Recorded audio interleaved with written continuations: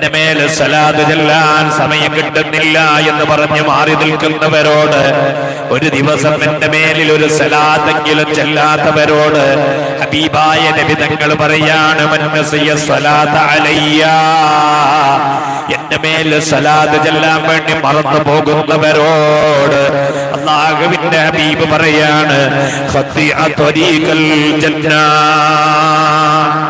അങ്ങനെ സലാത്ത് ചെല്ലാൻ മറന്നു പോകുന്നവർ, അങ്ങനെ സലാത്തിന് വേണ്ടി സമയം കിട്ടുന്നില്ല എന്ന് പറയുന്നവർ, സലാത്ത് ചെല്ലാൻ വേണ്ടിയിട്ട് എനിക്ക് ഒത്തുവരുന്നില്ല, എന്റെ അവസരം ഒത്തുവരുന്നില്ല എന്ന് പറയുന്നവർ ചിന്തിക്കണം.